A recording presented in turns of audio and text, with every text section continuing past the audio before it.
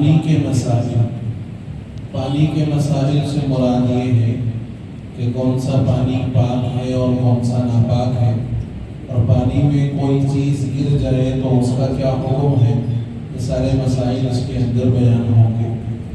آسمان سے برسا ہوا پانی، چشمہ، ندی، نالا، تالاب، کنڈا، حوض، کنواں، ان سب کا پانی پاک ہے۔ وضو اور غسل دونوں ان سے درست ہیں۔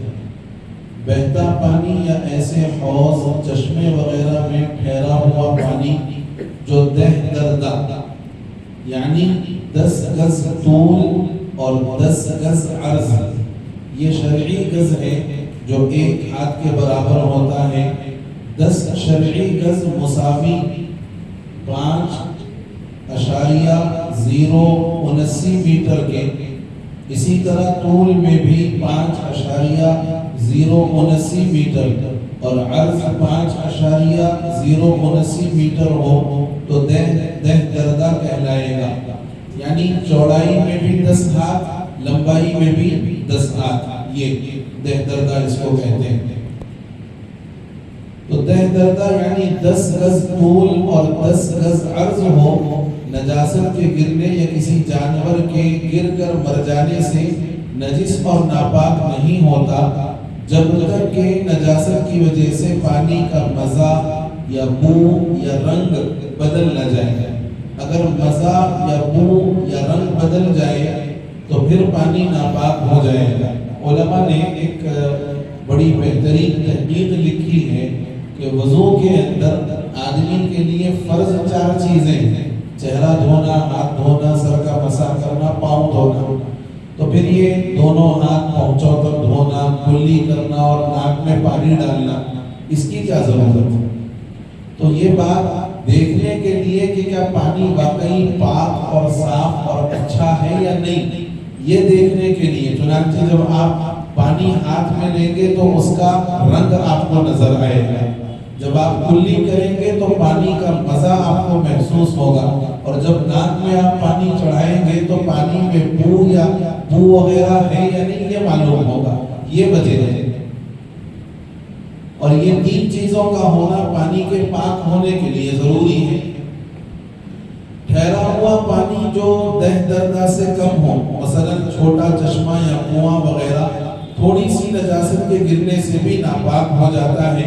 مثلا اس میں شراب یا پیشاب یا خون یا نجس پانی کا یعنی ناپاک پانی کا 1 قطرہ بھی گر جائے یا تھوڑا سا پاخانہ یا گوبر یا نیند پڑ جائے تو سارا پانی نجس ہو جائے گا، اگرچہ نجاست کی وجہ سے پانی کے رنگ یا بو یا مزہ میں کوئی فرق نہ آیا ہو۔ یہ کب؟ جبکہ وہ حوض اور چشمہ دہ دردہ سے کم ہو۔ اگر کسی پاک چیز مثلا مٹی، درخت کے پتے، پھول وغیرہ کے گرنے سے پانی کے تینوں وصف مزہ، بو، رنگ بدل جائیں، یا زیادہ دن پانی بند یا روکے رہنے سے بدبودار ہو جائے تو پانی ناپاک نہیں ہوتا، خواہ دہ دردہ ہو یا اس سے کم، کنواں، چشمہ وغیرہ۔ البتہ پانی کا پتلا پن چلا جائے اور گاڑھا بن جائے تو وہ پانی اگرچہ پاک ہے لیکن اس سے وضو اور غسل جائز نہیں۔ کیوں؟ اس لیے کہ پانی کی جو صفت ہے وہ پتلا ہونا ہے، رٹیت ہے پانی کی صفت۔ اگر کنویں میں شراب یا پیشاب یا خون یا نجس پانی کا 1 قطرہ گر جائے یا ذرا سا پاخانہ یا گوبر یا نیند پڑ جائے یا ناپاک رسی یا ڈول یا برتن گر جائیں یا خون والے جانور جو پانی میں نہ رہتے ہوں گر کے پھول یا پھوٹ جائیں، یا آدمی جوان ہو یا بچہ یا بکری یا اس کا بچہ یا اس سے کوئی بڑا جانور یا ان کا بچہ یا 2 بلیاں یا 6 چوہے یا ان سے زیادہ یا ان کے برابر کوئی اور جانور گر کے مر جائے، خواہ کوئی بھی پھولے پھٹے یا نہیں، یا بدبود یا بد جانور گر جائے، خواہ مرا ہوا یا زندہ نکلے، تو ان سب صورتوں میں کنویں کا تمام پانی ناپاک ہو جائے گا۔ اسی طرح چھوٹے چھوٹے حوض کا جو دہ دردہ سے کم ہو، ان جانوروں کے اور ان چیزوں کے گرنے سے ان ساروں کا پانی بھی ناپاک ہو جائے گا۔ اگر کنویں میں ایک بلی یا کبوتر یا ان کے برابر یا ان سے بڑا لیکن بکری سے چھوٹا کوئی جانور گر کے مر جائے یا مرا ہوا گر جائے مگر ابھی پھولا پھٹا نہ ہو، تو اس صورت میں 40 یا 60 ڈول پانی نکالنے سے کنواں پاک ہو جائے گا۔ ڈول اوسط درجے کا ہونا چاہیے، نہ زیادہ بڑا ہو اور نہ بہت زیادہ چھوٹا۔ اور اگر ایک چوہا یا اس کے برابر یا اس سے بڑا مگر بلی سے چھوٹا کوئی جانور گر کے مر جائے یا 2 چوہے گر کے مر جائیں تو 20 یا 30 ڈول پانی نکال دینے سے کنواں پاک ہو جائے گا۔ شرط یہ ہے کہ ابھی پھولا اور پھٹا نہ ہو۔ کنویں کے پاک کرنے کا طریقہ یہ ہے کہ پہلے اس چیز کو نکال دیں جس کے گرنے سے کنواں ناپاک ہوا ہے، پھر جس قدر پانی کے نکالنے کا حکم ہے جو ابھی مذکور ہوا کہ بھئی یہ جانور گر گیا تو یہ حکم، وہ جانور گر گیا تو وہ حکم۔ اب آپ یہ بولیں گے کہ مجھ صاحب آج کل تو حوض کنواں تو ہے نہیں، تو آپ کے گھروں میں جو سم ہوتا ہے اور جو ٹینک اوپر ہوتی ہے اس کا بھی حکم یہی ہے۔